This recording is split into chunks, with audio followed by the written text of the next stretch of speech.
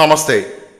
നിന്റെ ഭൂതകാലമല്ല നിന്റെ ഭാവിയെ നിർണയിക്കുന്നത്. പല ആളുകളും തെറ്റിദ്ധരിക്കുന്ന ഒരു കാര്യമാണിത്. എൻ്റെ ഭൂതകാലത്തിൽ ഞാൻ ഇങ്ങനെയൊക്കെ ആയിരുന്നു, അതുകൊണ്ട് ഇപ്പോൾ ഞാൻ ഇങ്ങനെയൊക്കെയാണ്, ഇതൊക്കെ തന്നെയാണ് എൻ്റെ ഭാവിയെ നിർണയിക്കുന്നത്. ഇങ്ങനെ ജീവിക്കുന്ന ആളുകൾ തീർച്ചയായിട്ടും ഭൂതകാലത്തിൻ്റെ ഇല്യൂഷനിൽ ജീവിക്കുന്നു എന്നുള്ളതാണ്.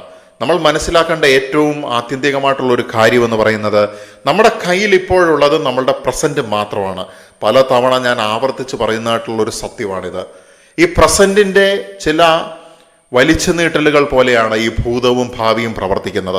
സോ നമ്മൾ ഈ പ്രസന്റിൽ എത്ര കൃത്യമായിട്ട് കാര്യങ്ങൾ ചെയ്യുന്നുണ്ടോ, നമ്മൾ ഇപ്പോൾ എടുക്കുന്ന ഒരു തീരുമാനം, ഇപ്പോൾ എടുക്കുന്ന ഒരു ചോയ്സ്, അതിനനുസരിച്ചിട്ടാണ് നമുക്ക് നമ്മൾ മുന്നോട്ട് പോകുന്നതായിട്ടുള്ള കാര്യങ്ങൾ വരുന്നത്. നമ്മൾ പണ്ട് എങ്ങനെയായിരുന്നു എന്നുള്ളത് ഒരു വിഷയത്തിൽപ്പെട്ട കാര്യമല്ല. പണ്ട് നമുക്ക് തെറ്റുകൾ വന്നിട്ടുണ്ടെങ്കിൽ ജീവിതകാലം മുഴുവൻ ഞാനൊരു പാപിയാണ് എന്ന് ചിന്തിച്ചുകൊണ്ട് നമ്മൾ ജീവിക്കേണ്ട യാതൊരു കാര്യവുമില്ല. കുറ്റബോധത്തിൽ എന്നും കഴിയേണ്ടതായിട്ടുള്ള അവസ്ഥകളില്ല. എന്നാണോ നമ്മളുടെ തെറ്റുകളും കുറ്റങ്ങളും തിരിച്ചറിയുന്നത്, അത് വേറെ ആരോട് പറഞ്ഞില്ലെങ്കിലും യാതൊരു കുമ്പസാരം നടത്തിയില്ലെങ്കിലും യഥാർത്ഥത്തിൽ ആ തിരിച്ചറിവ് തന്നെയാണ് ഏറ്റവും വലിയ കൺഫെഷൻ, അല്ലെങ്കിൽ ഏറ്റവും വലിയ കുമ്പസാരം, അല്ലെങ്കിൽ ഏറ്റവും വലിയ ഏറ്റുപറച്ചിൽ. റെപ്പൻഡന്റ് സിന്നറിന്റെ കാര്യം പറഞ്ഞതുപോലെ തന്നെ നമ്മൾ ഇതൊക്കെ മനസ്സിലാക്കി പശ്ചാത്തപിക്കുന്നതായിട്ടുള്ള അവസ്ഥ എന്ന് പറയുന്നത്. നമ്മുടെ ജീവിതം മാറ്റണമെന്ന് നമുക്ക് ആഗ്രഹമുണ്ടെങ്കിൽ നമ്മൾ ആദ്യം മാറ്റേണ്ടതായിട്ടുള്ള ഒരു തോട്ടാണ് ഈ പറഞ്ഞതായിട്ടുള്ള കാര്യമെന്ന് പറയുന്നത്. എൻ്റെ ഭൂതകാലമല്ല ഞാൻ ഇപ്പോൾ എങ്ങനെയായിരിക്കുന്നു, എത്രമാത്രം ആഴത്തിലുള്ള വ്യക്തിയായിട്ട് മാറാനായിട്ട് എനിക്ക് സാധിച്ചിട്ടുണ്ട്. ആഴം എന്നതുകൊണ്ട് ഉദ്ദേശിക്കുന്നത് എത്രമാത്രം എനിക്ക് എൻ്റെ ബോധത്തിനെ വികസിപ്പിക്കാനായിട്ട് സാധിച്ചിട്ടുണ്ട്. ഞാൻ ഇപ്പോഴും ഒരു രക്ഷകനെ കാത്ത് ഇരിക്കുകയാണോ? പുറത്തുനിന്ന് ആരെങ്കിലും വന്ന് എന്നെ രക്ഷിക്കുമെന്നാണ് പല ആളുകളും ചിന്തിച്ചുകൊണ്ടിരിക്കുന്നത്. പക്ഷെ ഞാൻ നിങ്ങളോട് ചോദിക്കുകയാണ്, നിങ്ങൾ യഥാർത്ഥത്തിൽ ചിന്തിക്കുന്നത് എങ്ങനെയാണ്? ഒരു രക്ഷകൻ വന്നിട്ടാണോ നമ്മളെ ഇനി രക്ഷിക്കേണ്ടത്? അതോ നമ്മുടെ രക്ഷകനെ നമുക്ക് നമ്മുടെ ഉള്ളിൽ തന്നെ കണ്ടെത്താനായിട്ട് സാധിക്കുന്നുണ്ടോ? നമ്മുടെ ആത്മാവിനെ നമുക്ക് നോക്കാനായിട്ട് സാധിക്കുന്നുണ്ടോ?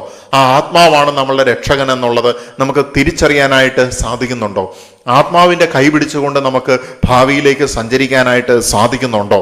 ആത്മാവിൻ്റെ സ്വരം കേട്ടുകൊണ്ട് നമുക്ക് വേണ്ടതായിട്ടുള്ള മാറ്റങ്ങൾ വരുത്താനായിട്ട് സാധിക്കുന്നുണ്ടോ?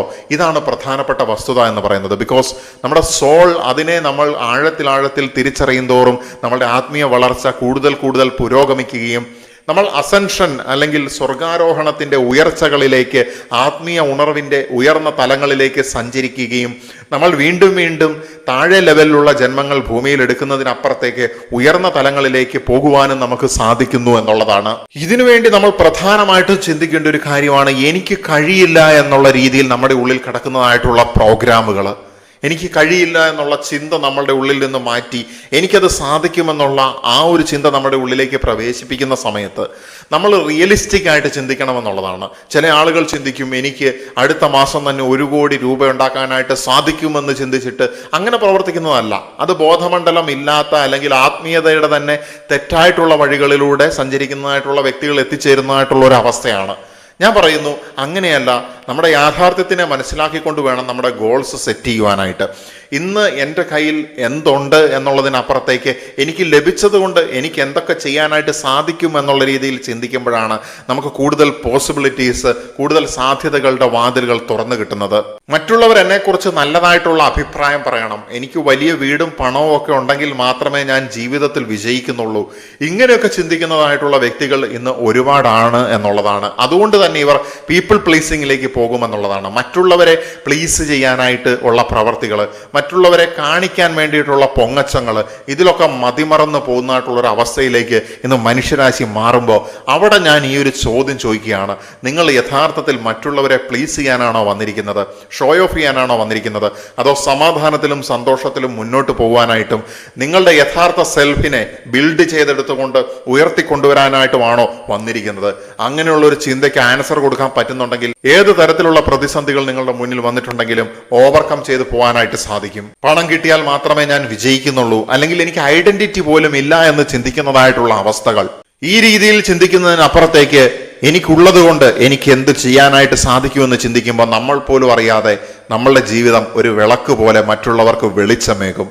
ഈ ഒരു ചെറിയ സന്ദേശം തുടരുവാൻ വേണ്ടി തന്നെ നിർത്തുന്നു. നമസ്തേ.